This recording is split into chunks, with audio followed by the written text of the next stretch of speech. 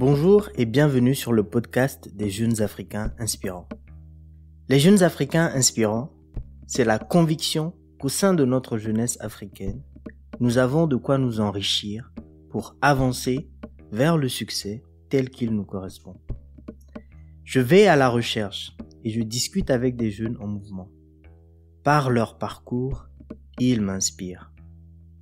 Il nous faut réussir et ce n'est pas le jour de chasse qu'on dresse son chien. Je suis Efoué Rodrigue Wallace, docteur ingénieur en mécanique et artiste le soir. Je reçois dans ce podcast d'autres jeunes, comme moi, pour discuter de leur parcours, de leurs choix, de leurs échecs, de leurs réussites, de leur mindset, d'argent, de foi, de hobby et j'en passe. Si tu aimes notre approche, je t'invite à t'abonner et à partager avec les gens que tu aimes. Si tu détestes, je t'invite également à t'abonner pour avoir des arguments pour détester et je t'invite à partager ce podcast à des gens que tu détestes.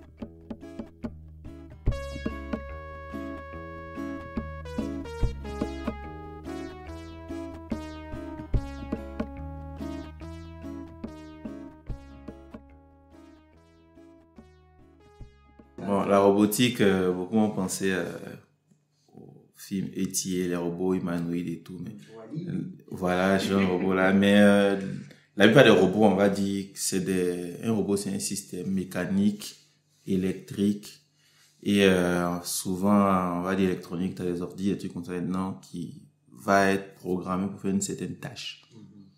La tâche peut être très compliquée, comme très facile. Ça peut être, je veux un robot qui va lasser mes chaussures. Ça peut être très compliqué. Ou je veux un robot qui va tout le temps enlever un pot d'un côté pour le mettre à gauche. Ou alors je veux un robot qui va me mettre mes vis dans ma portière de voiture, comme tu peux avoir sur des lignes de fabrication de voitures ici. Donc des robots, il y en a de toutes sortes, mais c'est un système automatisé qui a une certaine intelligence à l'intérieur. Et la vision, en fait, c'est une discipline qui finalement que pas m'a réconcilié à la fin mes maths, qui est l'une des plus mathématiques en fait de ce domaine-là où tu dois trouver des algorithmes en fait, donc des modèles mathématiques ou des méthodes qui vont te permettre de simuler la vision humaine, pour résumer. Ok. Donc nous quand on voit des choses, en fait je dis ça comme ça, c'est ça claque, mais l'idée c'est que tu dois utiliser des caméras souvent qui vont prendre une photo et comprendre ce qui est dans la photo. Et demander à ton robot d'agir là-dessus, d'une manière ou d'une autre. Donc, les systèmes de vision qu'on connaît le plus maintenant, c'est cette détection faciale. Là. Ouais. Ça te met un carré sur ton visage. C'est ça. En fait, sur le téléphone. Voilà, ce genre de choses-là. En fait, ça reste un des domaines le plus compliqué parce qu'il faut mathématiser ce que nous on fait naturellement. Quand tu vois un truc, tu te poses pas la question de comment j'ai vu. Ouais. Comment j'ai compris que c'est ça? Si tu poses jamais cette question. Je sais que je te vois. Voilà. C'est pas processé tout. Une machine, c'est pas ça. Quand elle prend une photo, dedans, en fait, il faut interpréter tout. Il faut savoir que ça, c'est à gauche, ça, c'est à droite. Il faut savoir que quand il a bougé, qu'il allait à gauche, c'est toujours lui qui est à gauche. C'est pas des choses triviales, en fait, pour une machine. C'est un des domaines où en tout cas, historiquement, il y avait le plus de maths. Et où l'IA est venue révolutionner ça aussi, quoi. Donc moi, c'est ma spécialité. Donc dans mon travail, là, je suis ingénieur en recherche là-dedans. Okay. Et c'est de concevoir pour ma boîte qui, on va dire, c'est un grand industriel en France ici, des systèmes robotisés qui vont la plupart du temps aider. En tout cas, ma boîte où je suis pour l'instant, ils sont sur le aider et pas forcément le remplacer. Les gens à faire de manière plus efficace des tâches. D'accord. Donc, ça va être manipuler des charges très lourdes, ça va être améliorer la qualité de certains produits pour garantir qu'il n'y a pas de défaut. Tu vois, toutes ces tâches un peu critiques là. Ouais. Mon travail est de pouvoir rajouter un peu plus de vision. Donc, souvent, tu mets des capteurs, mais maintenant, en fait, on veut voir réellement. Et contrôler comme l'homme ferait en fait. Et donc là, on commence à rajouter un peu de vision un peu partout, quoi. Okay. Et comment tu tombes dans l'IA dans l'histoire? À quel moment l'IA arrive? Parce que pour le grand public, l'IA est récente, mais en fait, elle n'est pas aussi récente que pour le grand public. Alors, c'est marrant. En fait, l'IA, ton rapport à l'IA, quand est-ce que tu croises le chemin? En fait, ça a fait le lien à ce que tu disais là, que tu prends les opportunités en marchant. Parce que l'IA, je la découvre en dernière année d'école. Toute dernière année. Sur un semestre. Donc, ouais. Et c'est dans mes cours de vision, en fait. Et là, on est en quelle année? Là, on est en 2017. 2017, ok. Et ouais, c'est ça, en 2017-2016. Et là, je découvre une matière où, en fait, c'est quelque chose que j'ai jamais entendu. J'ai jamais vu. Et je vois que ça permet de te faire tu peux, en fait, faire des choses que j'imaginais impossibles, tu vois. Surtout en vision. Et ça m'intéresse parce que justement, j'ai toute cette fibre mathématique, physique dans moi. Et je rentre dedans à l'école, ok, je suis embauché en tant qu'ingénieur recherche pour faire des algos. Mon boulot, c'était même pas de faire vraiment de la vision quand j'étais embauché. Et là, mon patron me dit, il y a ce domaine-là qui prend le plus d'ampleur. T'as fait ça un peu à l'école. Est-ce que ça t'intéresse de prendre ça réellement comme, on va dire, t'es développé là-dessus? C'est bingo. Donc toi, tu es un peu un early bird dans l'histoire parce que au moment où tu l'attaques, c'est pas aussi d'actualité que maintenant.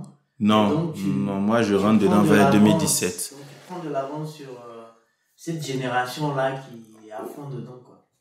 Ouais, je sais pas si déjà je prends de l'avance parce qu'en fait l'avance est compensée par le retour d'expérience aussi que nous on donne, que nous on est dedans en fait. Oui, c'est vrai. Du coup, mais on n'a pas. Il n'y a pas l'expérience par contre. N'y est pas, oui, ouais. Mais oui, moi, si tu veux, je rentre dedans à un moment où, si tu veux, les gens se posent encore la question, est-ce que la vision par ordinateur traditionnelle, on continue ou est-ce qu'on fait vraiment la transition full-time IA? Et moi, ça me plaît parce que bon, déjà, c'est un truc nouveau, j'aime c'est challengeant et puis je me rends compte que c'est des techniques, si tu veux, qui sont de plus en plus en évolution. Tu vois, chaque jour, il y a un nouveau truc qui sort. Et ça permet vraiment de faire des choses réelles sur la machine. Donc, moi, j'ai des sujets. Par contre, je pourrais pas vraiment parler des détails de mes sujets vu que tout est confidentiel. Oui. Mais, en fait, ce que j'ai aimé là-dedans, c'est que j'apprends des méthodes. Du coup, quand tu commences de la base, hein, et surtout que moi, j'ai une base mathématique, je vais forcément regarder les maths derrière. Parce qu'aujourd'hui, si tu veux l'IA, les gens, ils voient des modèles, tu fais ça, clac, clac, clac, tu lances, ça s'entraîne. Il y a des concepts mathématiques derrière, il y a des idées. Et donc, moi, je commence par ça. Et puis après, je bâtis dessus. Donc, j'apprends à programmer de manière plus efficace. J'utilise déjà les modèles d'avant. Après, selon mes problèmes, je commence à créer moi-même mes modèles. Et quelque chose qui est super dans mon travail, c'est que moi, je travaille sur des machines. Donc, je fais pas juste du modèle d'IA, tu vois, que je pousse dans un ordi. Moi, il y a un robot derrière qui va bouger.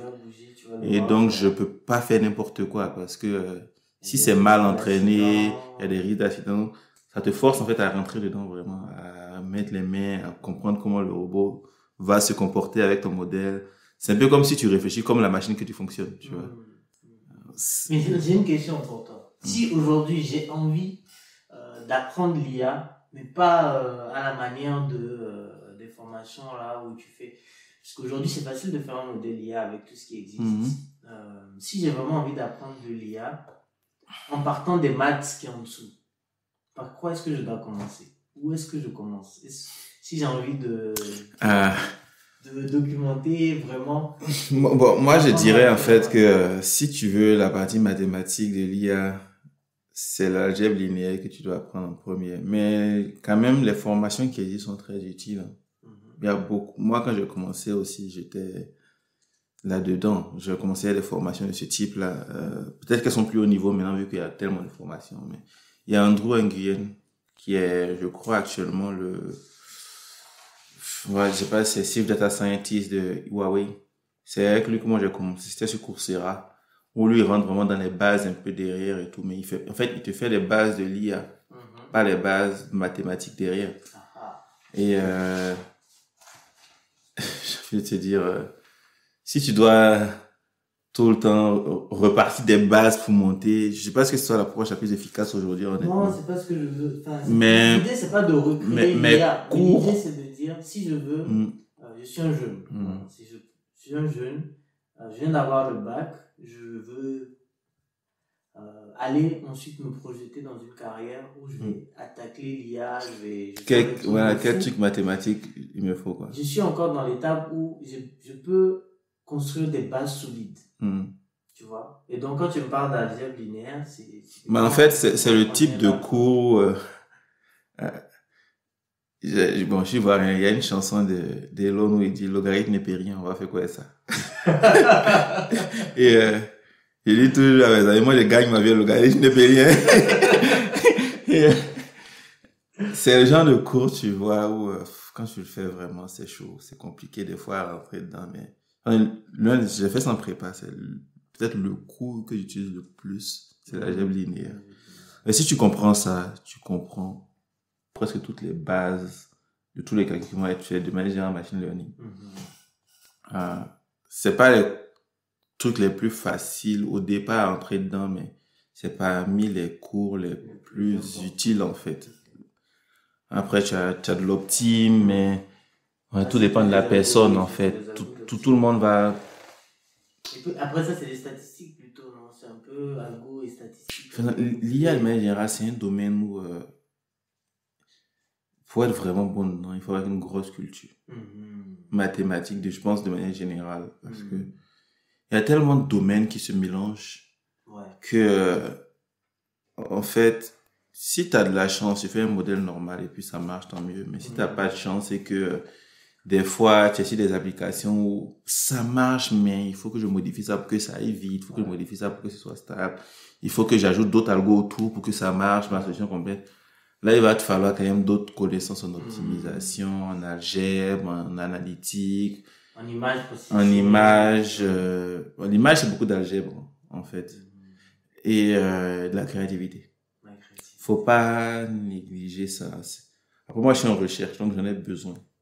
Un chercheur qui n'est pas créatif, c'est un ingénieur. Il va pas le jouer.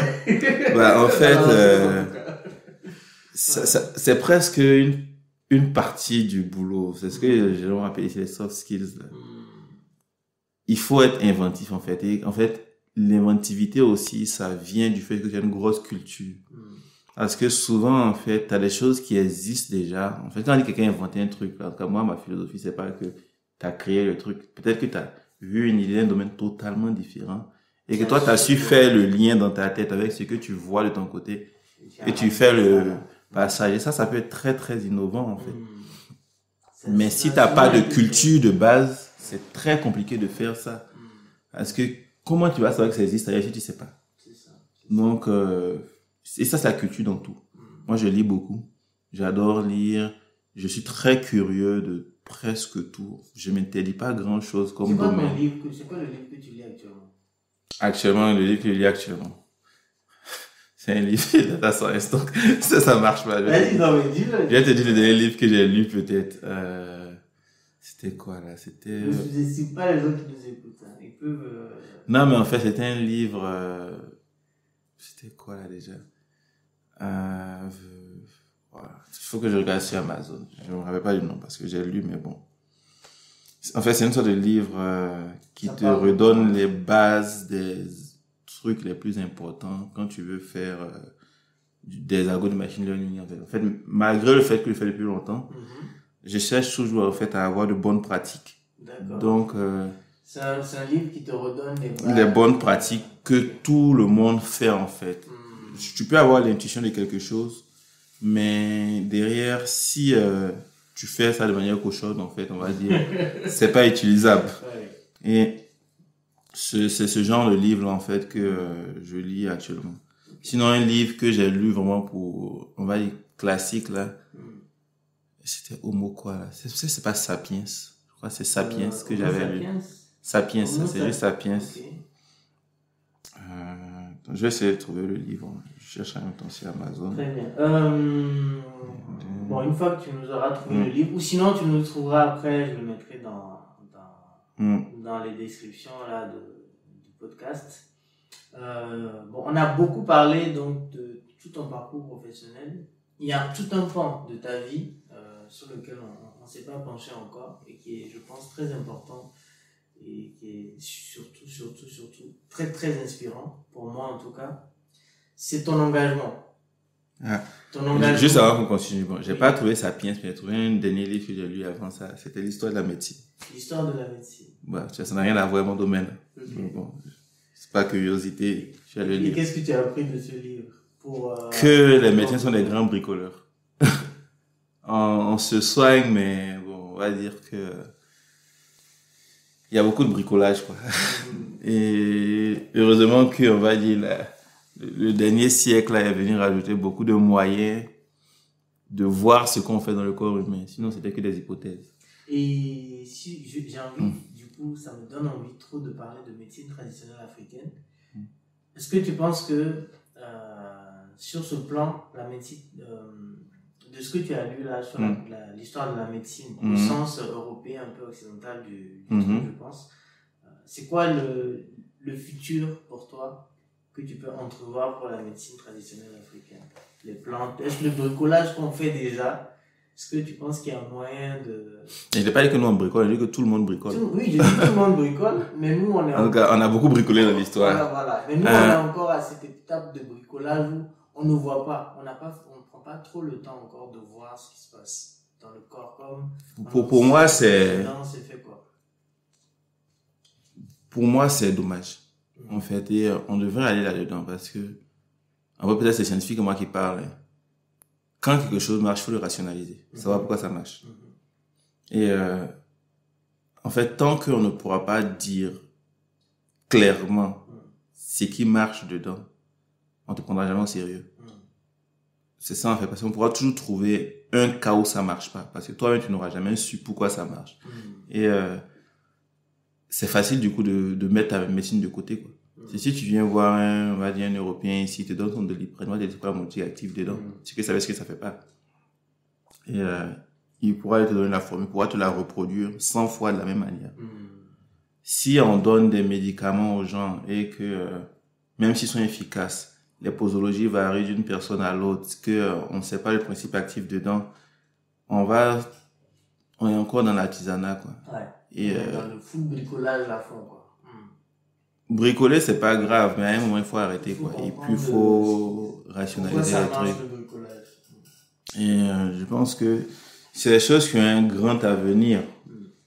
Mais tant qu'on bricole, en fait, ce qui va se passer, c'est que des gens qui ont une approche plus structurée vont venir, ils vont voir que il y a sûrement un truc réel, ils vont prendre le truc, ils vont trouver ce qui marche bien dedans. Et ça, ils vont le breveter. C'est ce qui se fait d'ailleurs. Et c'est un peu dommage parce que... Après, je ne sais pas si ça, on a toujours cette dualité dans le débat. C'est que souvent, nos universitaires en Afrique font plein de choses incroyables. Mais on n'a pas du tout la visibilité sur ce qu'ils font. Peut-être que ça fait le lien, ce que je fais actuellement, mais moi, mon avis là-dessus, j'en discutais encore hier avec un ami qui a une entreprise là. Je disais qu'on a qu'à s'apprendre à nous-mêmes. Parce que on n'investit pas assez dans nos cerveaux nous-mêmes. Et en fait, jusqu'à présent, malgré tous les exemples dans le monde entier qu'on a, on se rend pas compte que la vraie richesse, c'est ce qui est dans ta tête. C'est pas ce qui est dans ton sol, c'est pas ce qui est... Si tu as l'argent, tu peux acheter ce qui est dans le sol de quelqu'un. Mais tu peux pas acheter ce qui est dans sa tête. Tu as besoin de lui pour le faire, en fait. Et on est toujours dans la vente, pour l'instant, en fait, facile de ce qu'on a. Et on se cache derrière le fait qu'on n'a pas les moyens d'exploiter ça, et donc on vend. Et moi, ma position sur ce truc-là, ça n'a pas changé, ça s'est même renforcé, c'est que il faut donner le moyen aux gens qui font de la recherche de brûler de l'argent à perte pour qu'ils puissent trouver des choses qui marchent et qui remboursent tout ça. On ne fait pas de la recherche en étant productif dès le départ. Mais tu sais, mais justement, moi je suis sur ce truc-là. Je suis sûr. J'ai même un exemple. C'est que les chercheurs, ils ont brûlé de l'argent. Ils ont des résultats. Ils savent exactement ce qu'il faut faire. Mais dans ces cas, mais c'est pas visible. Oui, mais j'ai un exemple.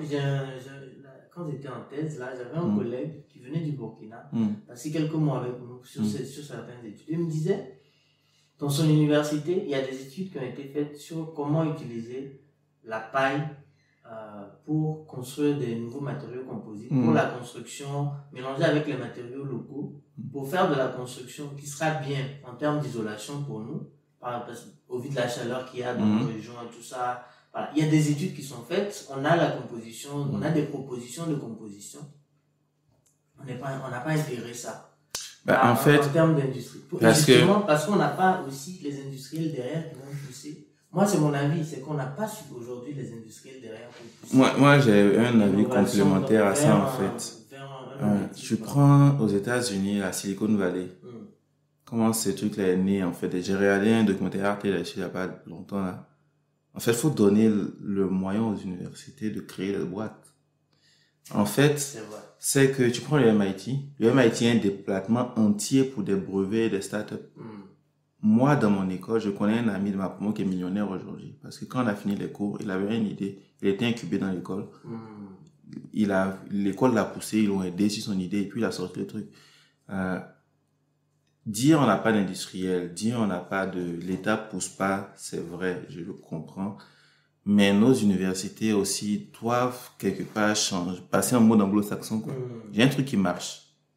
Je sais comment faire des briques, des matériaux composites. Pourquoi est-ce que ce gars-là, en fait, on va pas lui donner justement de l'argent pour on fait une start-up, amorcer le truc, en fait. Et il est soutenu par l'école derrière, en fait. Ça veut dire que les machines dont tu auras besoin, la recherche dont tu auras besoin, on lui fournit des doctorants, on lui fournit des étudiants. Tu vois, pour lancer son truc. Moi, c'est un autre modèle aussi qu'il faudrait peut-être construire parce que on a ça aussi. En fait, un industriel ne viendra jamais dedans. Pourquoi? Parce que c'est très bien ce que tu proposes là. Je suis trop d'accord avec ça. Je suis vraiment trop d'accord. C'est que on attend qu'un grand truc naisse hors de nous-mêmes et qui viennent ensuite nous tirer. Alors que de l'intérieur, on peut faire n'importe quoi. En fait, si tu es incubé à l'école, pour moi, c'est l'idéal. Si moi, je vais faire une boîte aujourd'hui, je dirais voir mon ancienne école pour leur dire, écoutez, j'ai pas l'argent. Vous avez les machines, vous avez tout ce qu'il faut, vous avez l'expertise. Moi, je me tue comme en sang pour pousser mon idée. Mais derrière, il te faut de l'argent pour faire ça. Et je prends l'INPHE, par exemple. Nous, on a beaucoup de moyens là-bas. Donc, si je sais pas, je vais rentrer en Côte d'Ivoire dans pas longtemps, donc je vais regarder, mais si on a des moyens, tu vois, de faire des choses, pourquoi est-ce qu'ils n'incubent pas des entreprises? Ils ont l'argent étatique, l'argent rentre par l'État. Donc, ils ont de l'argent qui arrive. Ils peuvent demander plus d'argent pour alimenter ces trucs-là, pour commencer à en faire des démonstrations. Un industriel viendra jamais prendre un truc comme ça. L'industriel, il faut que l'argent sorte derrière. Donc, c'est le genre de choses. Que dans le monde où on est aujourd'hui, ce qui va faire la différence, c'est l'innovation. C'est-à-dire que si tu fais un truc qu'un industriel puissant peut faire, il va te le reprendre, il va l'améliorer. Et en fait, tu seras très vite dépassé parce qu'ils sont trop gros, trop de moyens. Too big to fail, quoi. Voilà. Par contre, si tu arrives avec de l'innovation, ce sera difficile pour eux de venir te taper. Ouais. Parce que ce que tu sais, ils le savent pas.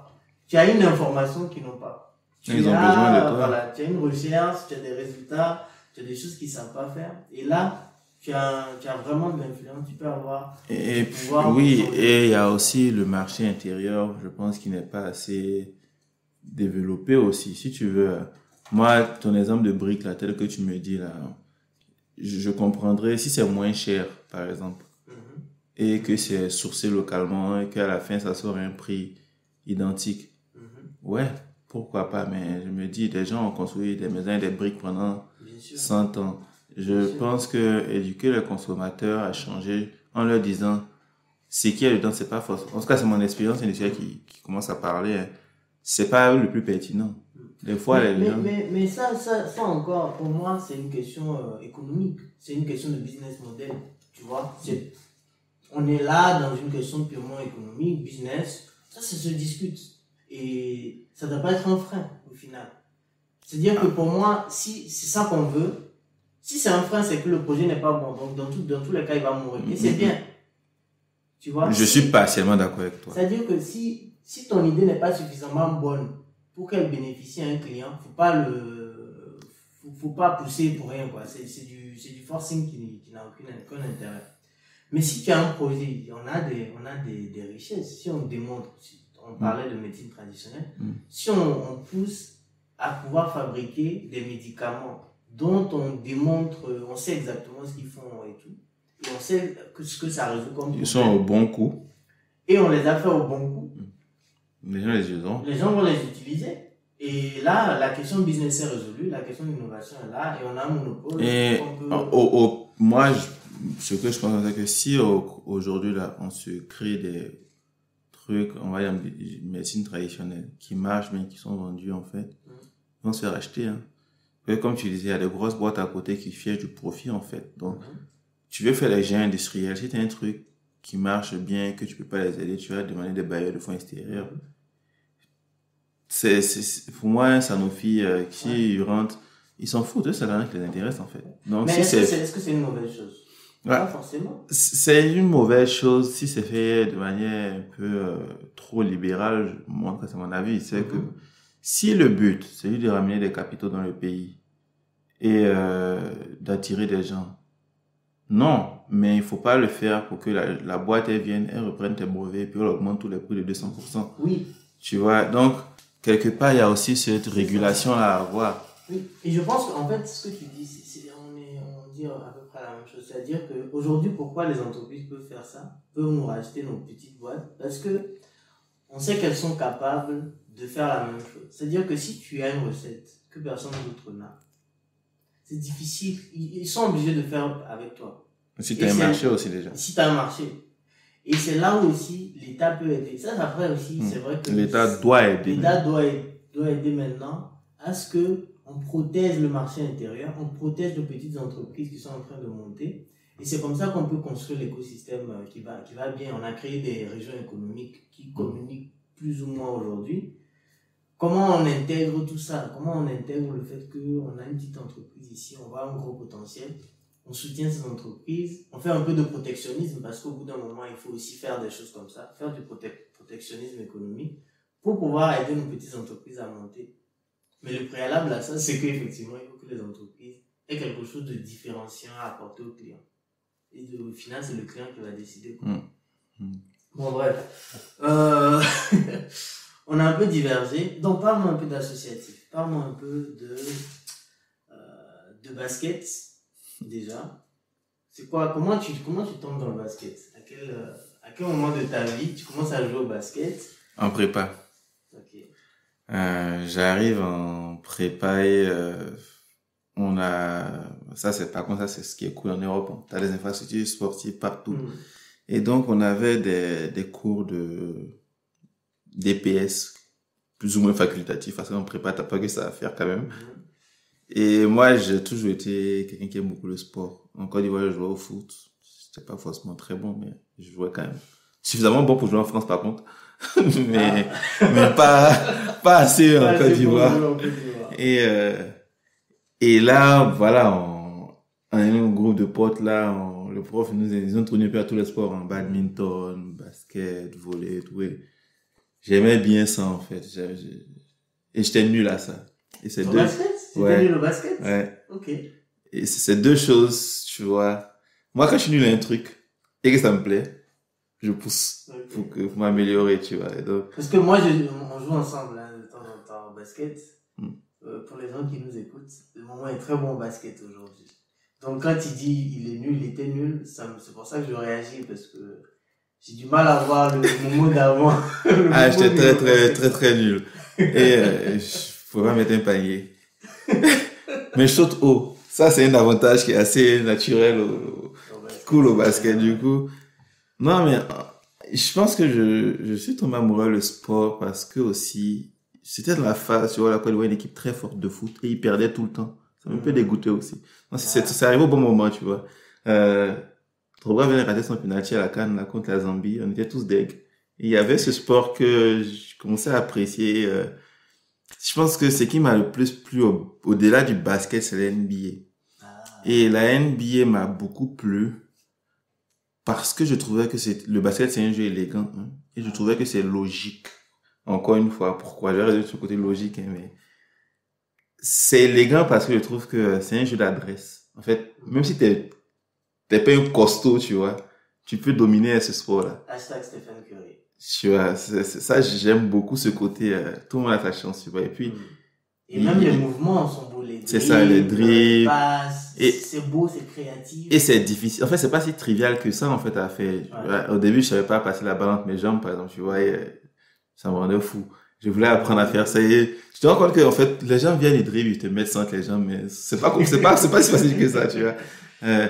Être à droite de manière fiable au panier, c'est des choses qui me faisaient. La NBA, pourquoi? Parce que j'ai découvert, en fait, quand j'ai vu la NBA, que c'est un sport chronométré.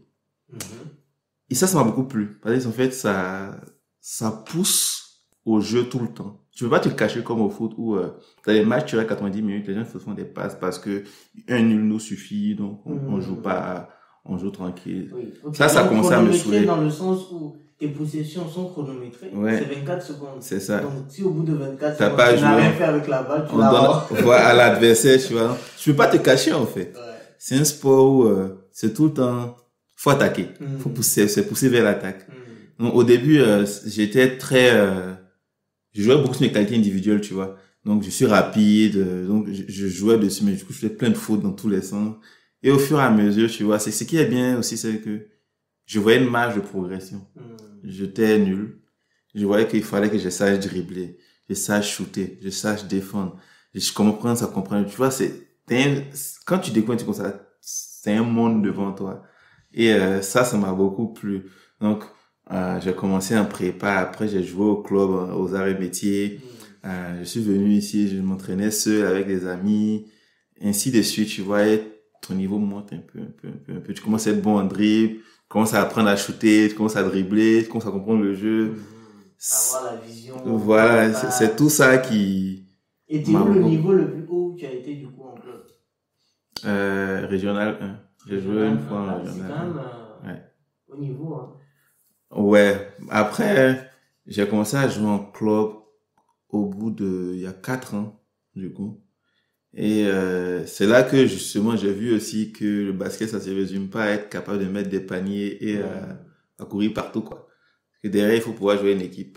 Mais quand tu joues en street tout le temps il faut marquer quoi, tu prends, tu cours, tu marques, tu prends, tu cours, tu marques, tu marques. Et puis en club il y a des systèmes, il faut comprendre. C'est un peu intellectuel aussi, il y a des systèmes, il faut bien intégrer les systèmes. Il faut lire le jeu perpétuellement, il faut comprendre les mismatchs, Et puis, peut-être qu'aussi en grandissant, je me suis rendu compte aussi que tu peux pas tout faire sur le physique. Tu vois, il y a aussi le côté où tu regardes la NBA puis tu vois tes idoles devenus nuls. Et tu sais que c'est des gars, ils surdominaient avant, tu vois. Je prends Kobe comme ça. Moi, je suis très, très grand fan de Kobe. Mon joueur préféré, c'est Kevin Durant. Okay. Pour moi, c'est l'élégance absolue. Tu vois. Il force jamais. T'as l'impression que tout est facile pour lui, mais... Un peu plus maintenant, il commence à forcer un peu, là, je trouve. Ça reste Kevin. Mais il reste très très propre. Ses pourcentages sont excellents. Et si tu vois, tu as des joueurs qui ont été extrêmement forts avant, et tu vois, ils sont plus au niveau, quoi. Ils baissent et t'en as d'autres au contraire qui se maintiennent tout le temps. Parce qu'en fait, il faut évoluer le jeu. Il y en a qui commencent sur la qualité physique, après ils deviennent très bons shooters, deviennent passeurs. C'est ça qui m'a plu, quelque part aussi. Savoir se reconvertir et ne plus être que physique. Savoir devenir technique. En fait, et pour puis garder le niveau. C'est même prendre plaisir à le devenir. Moi, maintenant, on joue ensemble, tu vois que il y a 5 ans quand je suis arrivé dans l'entreprise et je jouais avec les gars, je courais tout le temps. En fait, ils me connaissaient pour un joueur très athlétique. Donc, on me donne la balle, tac, je suis de l'autre côté. Maintenant, je joue beaucoup plus lentement, plus avant. Oui, par rapport à il y a 5 ans, je joue beaucoup plus lentement. Par rapport à moi, ça reste encore très très rapide. Mais là, tu vois, j'analyse le jeu, je fais des pas, je pose plus mon jeu. En fait, je prends plaisir à économiser mes mouvements parce que je comprends plus ce que le joueur va faire. Ça devient un peu précis dans ce que tu fais sur le terrain, quoi. Et ça, à un moment, j'ai coaché aussi une équipe de jeunes, des U15. Parce que c'est comme tout, à un moment, tu fais, tu t'ennuies et puis tu veux faire autre chose. Donc j'ai dit, ok, allez, je coach. Parce que je voulais comprendre aussi le jeu.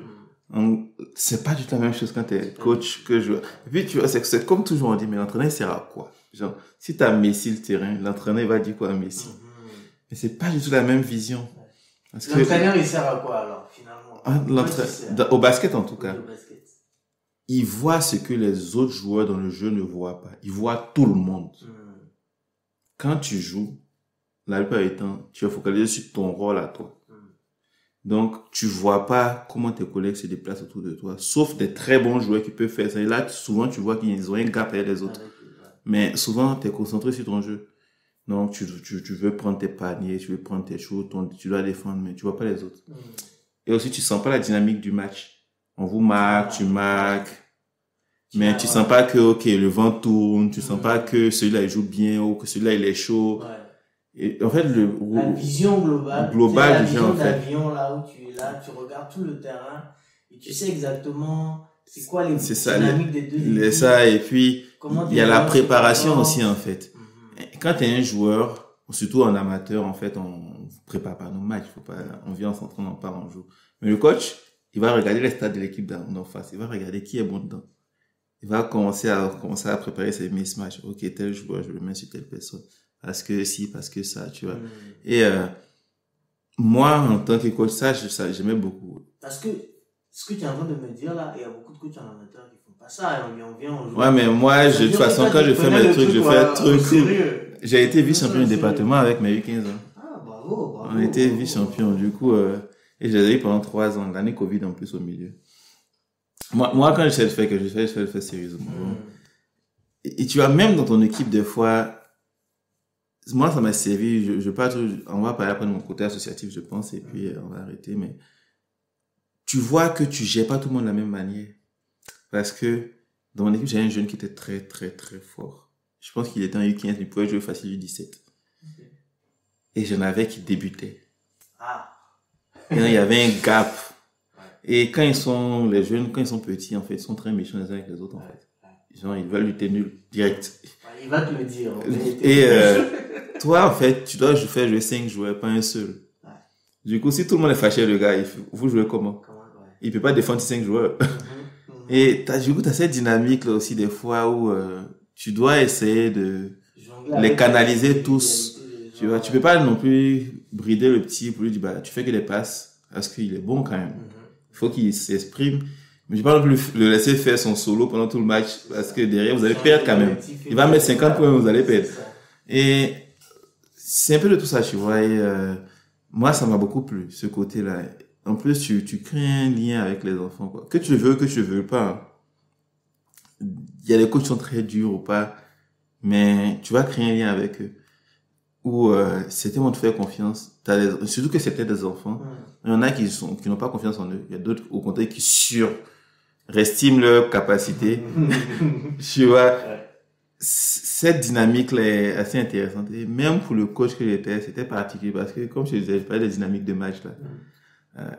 Je suis pas quelqu'un qui s'énerve. Je suis quelqu'un de calme, de base. Mais, en fait, des fois, dans le match, tu te rends compte qu'il faut que tu cries un peu sur eux pour qu'ils se remettent dans le match. Mais quand c'est pas ton naturel, comment tu fais pour leur faire passer ce message-là, tu vois? Parce qu'en fait, leur dit la même chose en parlant doucement, ça va passer, hein. Et un peu, tu vois, c'est ça. Et des fois aussi, au contraire, il faut les rassurer. Non, là, on perd, mais vous jouez bien, on va revenir, c'est temporaire. Et c'est un peu tout ça que moi, j'ai beaucoup aimé en étant coach aussi, hein, avec les U15. J'ai pas fait des grands parce que je jugeais que j'avais le même niveau que les grands. Donc, pour moi, un coach, il doit comprendre mieux que les gens qui l'entraînent. Sinon, vous apportez rien. Mais les enfants, j'ai beaucoup aimé. Le rapport sera plus difficile aussi pour qu'ils te respectent en tant que coach. Il faut qu'ils comprennent aussi tu vois, c'est vrai. Moi, mes 15 ans, j'avais une stratégie que j'utilisais souvent quand je me trouvais qu'il était trop fort. Je voulais jouer contre moi. Il perdait systématiquement. Je disais, bon, allez, tu rentres dans le rang. Voilà, tu rentres dans le rang et puis on y va. Au contraire, quand j'avais des bons joueurs qui doutaient d'eux, Je lui disais, regarde là, t'as pas marqué, d'accord, mais il a marqué combien de fois sur toi? Jamais, tu vois. Et après, les enfants étaient contents, et puis moi, ça me mettait aussi en joie de les voir tout le temps contents. Là, j'en rencontre quelques-uns aujourd'hui encore, ils sont devenus de bons joueurs. Hein. On va voir de tes petits en équipe de France. Je pense pas. J'étais pas suffisamment bon pour y aller. En tout cas, j'espère que il y en a un peut-être. Peut-être en N1 alors. Oui, si. Je pense pas que je suis suffisamment entraîné pour qu'il soit au niveau national, mais département. Et bien, du coup, l'autre côté de ton engagement associatif, c'est l'association des Ivoiriens à Clermont. Ouais. L'association, je l'ai toujours fait. Hein. Même quand j'étais au lycée, je te dis que j'avais fait du génie en herbe. J'avais créé le club. Ah, tu avais créé le club. Un club d'info, un club de génie en herbe. Après, ça a été réinstitutionnalisé par l'école même, en fait. Donc, après, on a fait les compétitions à l'école et tout. J'en étais le capitaine. Après, ici, j'ai été aux arts, j'ai été dans l'assaut le B2, ce qu'on appelle le B2 ici, en fait, bureau des étudiants. J'étais dans le sport, j'étais dans la cuisine, j'aime bien cuisiner aussi. Un homme à marier.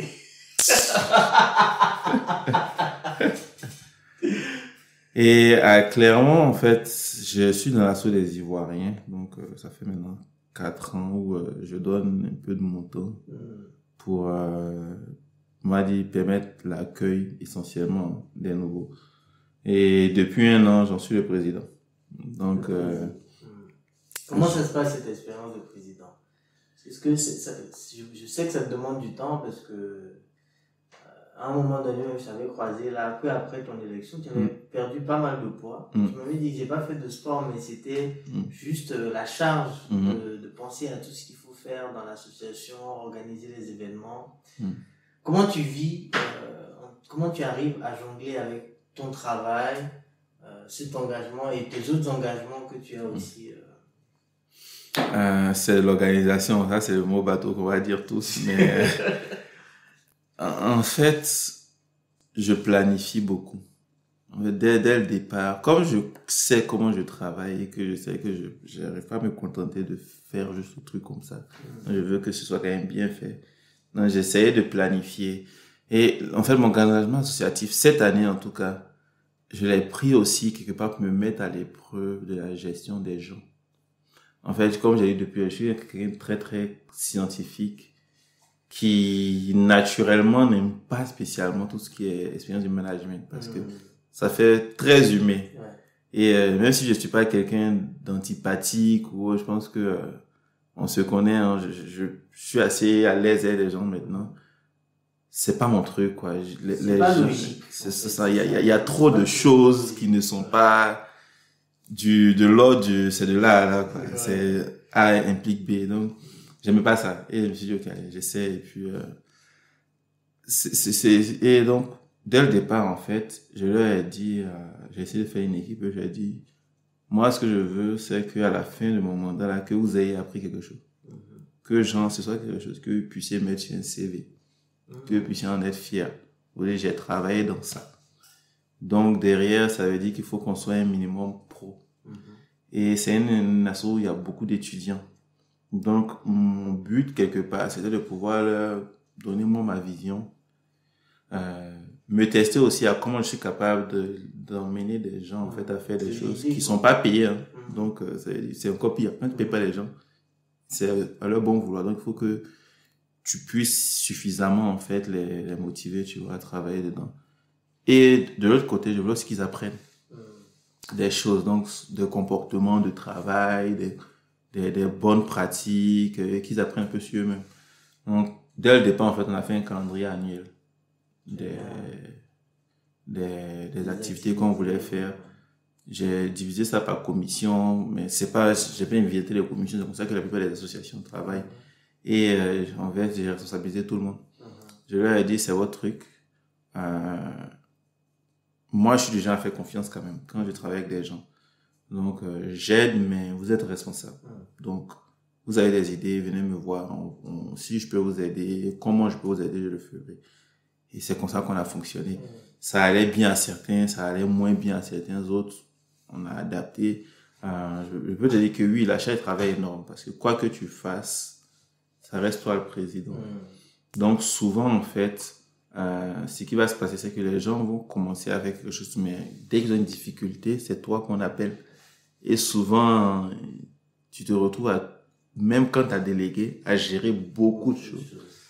Et on a fait un pari fou l'an dernier, qui était d'inviter un artiste ici. Ah, on l'a entendu, ça a fait beaucoup de bruit. Du coup, c'était... Il faut le nommer. Momo a réussi à faire venir Didi B à Clermont. Il faut le dire, c'était nous tous, en tout cas, c'était toute l'équipe qui a bossé pour ça. Mais ouais, assez tôt, en fait, dans mon mandat, j'ai eu l'opportunité de faire venir Didi B à Clermont, en fait, que je connaissais pas. Du coup, belle relation, encore un réseau qui s'agrandit. Je peux pas dire que je suis non plus son familier, mais en tout cas, on a échangé quand même. Mais en plus, il y a autre chose que tu as fait. Je crois que tu as fait venir aussi l'ambassadeur ici. Ouais. Ça fait partie quand même des... On organise un prix aussi d'excellence à Clermont-Ferrand pour les étudiants.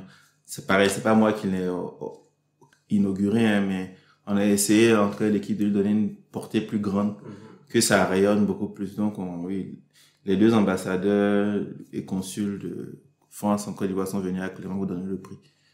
De Côte d'Ivoire en France? Ouais, en fait, c'est des consuls. Donc, c'est l'équivalent de l'ambassadeur, mais qui s'occupe des gens de la diaspora. En fait, l'ambassadeur, il est là pour de la diplomatie. Ouais. Donc, il est plutôt tourné vers le pays où il est.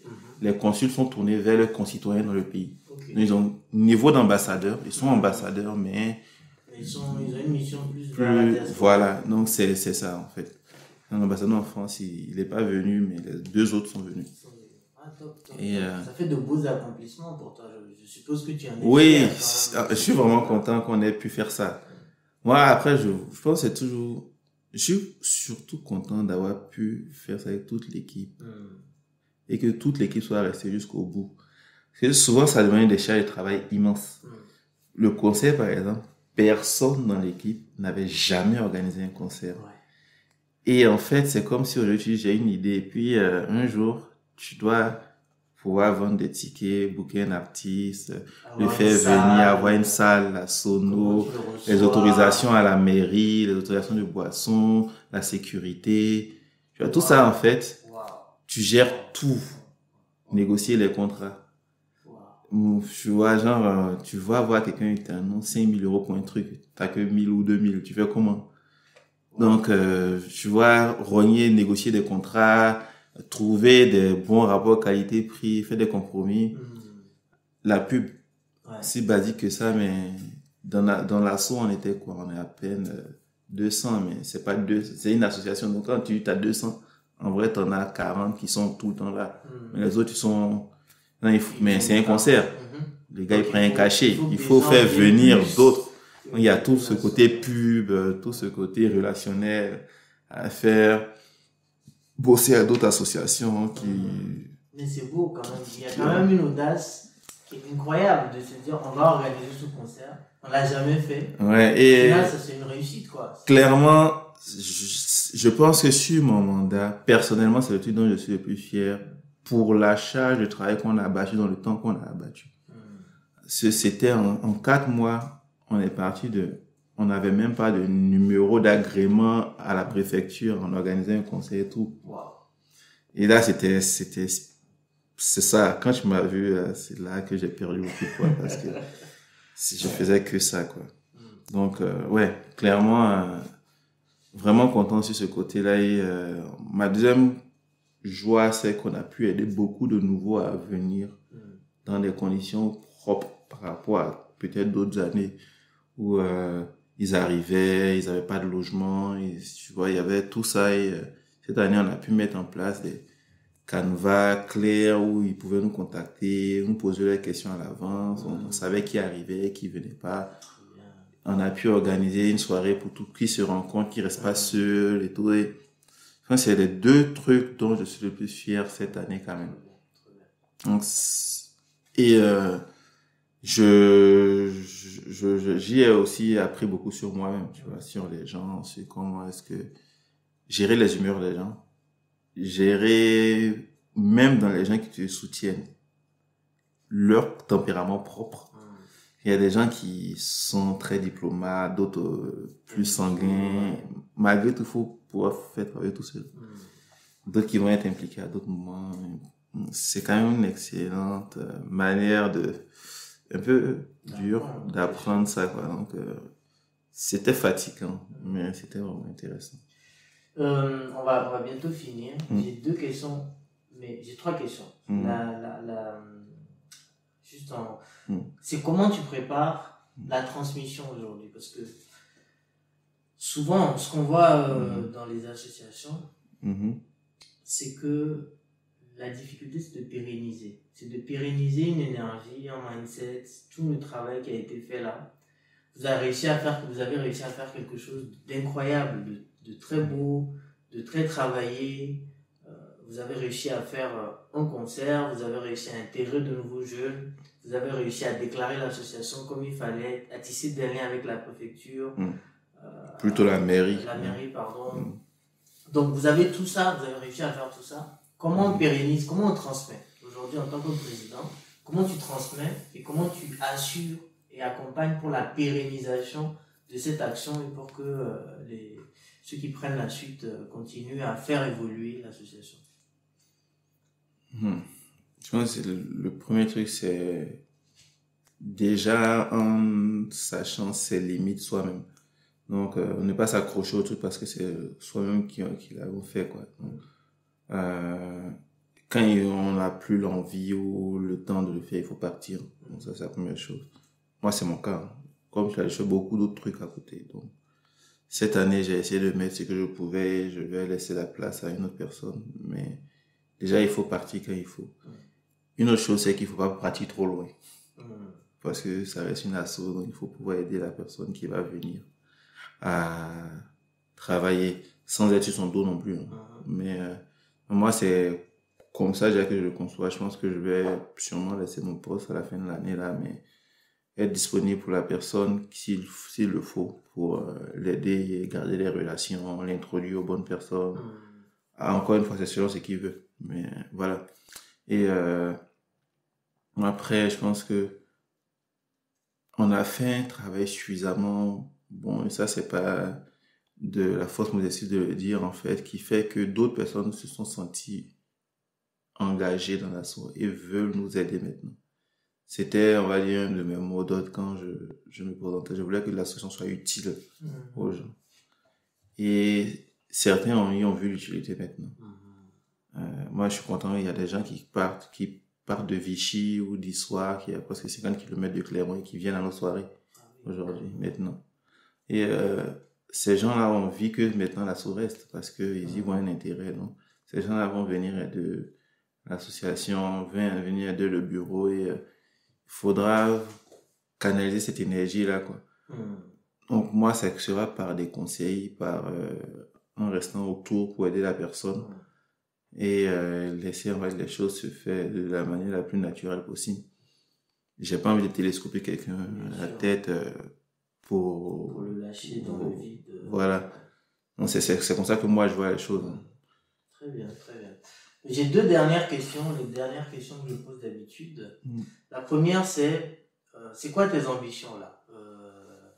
Dans 10 ans, si je te revois, où est-ce que tu te vois? Ou même plus, c'est quoi tes ambitions? Ou si peut-être que tu as un rêve, où est-ce que tu te vois dans le moyen et long terme? Est-ce que tu as un rêve à nous partager? Est-ce que tu as quelque chose qui te tient à cœur? J'ai envie de dire, je suis pas quelqu'un qui rêve beaucoup parce que j'aime faire, mais j'aimerais peut-être dans le futur devenir ce que peut-être Cheikh Modibo était pour moi, en fait, pour d'autres personnes. Une sorte de figure qui montre que on peut réussir en science et on peut être une référence là-dedans. Donc, ça c'est sûrement dans mon domaine que j'ai envie de faire ça, mais j'ai envie, en fait, de montrer que... Et je sais qu'il y a beaucoup de personnes qui l'ont fait déjà avant moi, mais que scientifiquement, en fait, on tient la route tous et de pouvoir inciter certaines autres personnes à aller dedans. Parce que la science, c'est pas réservé aux blancs, quoi. On a beaucoup à apporter dedans. On leur apporte déjà beaucoup par notre connaissance. Et ce serait en fait susciter ces vocations-là, que les gens se lancent au plus là-dedans. Peut-être que la Côte d'Ivoire, si je me projette en Côte d'Ivoire en particulier, devienne un centre de référence mondiale en recherche, tu vois, dans un domaine qu'on trouvera. Moi, aujourd'hui, je pourrais te dire de l'IA, mais peut-être que ce sera pas ça qui sera notre... Mais je voudrais vraiment que dans 10 ans, je sois quelque part où, que ce soit en France, dans le monde ou en Côte d'Ivoire, dans une position qui me permette d'accélérer l'utilité des sciences et de la recherche dans nos pays, en fait. Qui vraiment permettent aux gens de voir l'importance de faire ça. C'est très beau. Et puis, voilà. Et puis, personnellement, j'ai envie de dire c'est une situation qui permet d'aider le maximum de personnes, quoi. Donc, après, c'est une situation financière, émotionnelle, familiale qui me permet de faire ça. Mais mon premier rêve, c'est ça, quoi. C'est le premier. Très bien.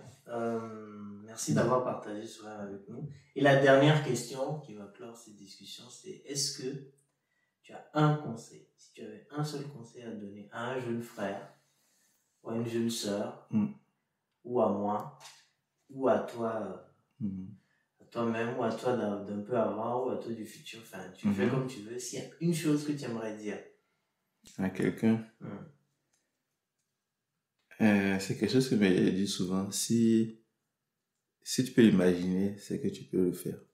Ou plutôt, si tu peux l'imaginer, c'est que c'est faisable. C'est ce que je dirais, en fait, c'est que je me donne pas de limite à ce que, intellectuellement, en tout cas, on peut faire, ou quelqu'un peut faire, parce que je me dis, quelque part, si Dieu nous permet de penser à quelque chose, c'est qu'il y a une voie de réalisation à la chose. Moi, les rêves, c'est pas juste des rêves. C'est des choses qu'on veut faire, qu'on n'a pas encore su faire. Donc, si ton intellect te permet de concevoir la chose, c'est que quelque part, il y a une manière d'y arriver. Et il faut être animé par ça, quoi. Il n'y a pas d'impossibilité, quoi. Si ton cerveau y pense, c'est que c'est accessible. Merci Momo pour ce conseil. Merci d'avoir accepté de venir discuter avec moi. Merci à toi dans l'invitation. Je te retrouve dans 10 ans. On va peut-être faire une émission ou rediscuter un jour de tous ces rêves-là, de tout le parcours qu'on aura fait. Je suis hyper content que tu aies accepté de venir discuter avec moi. J'ai la conviction que tu feras partie des jeunes qui inspirent déjà et qui vont transformer l'Afrique. Donc je te souhaite, c'est ce que je peux te souhaiter, et d'être dans les conditions, comme tu as dit, pour impacter et aider le maximum de personnes. Merci beaucoup. Merci beaucoup à toi pour l'invitation. Merci pour ton travail aussi. Merci Momo.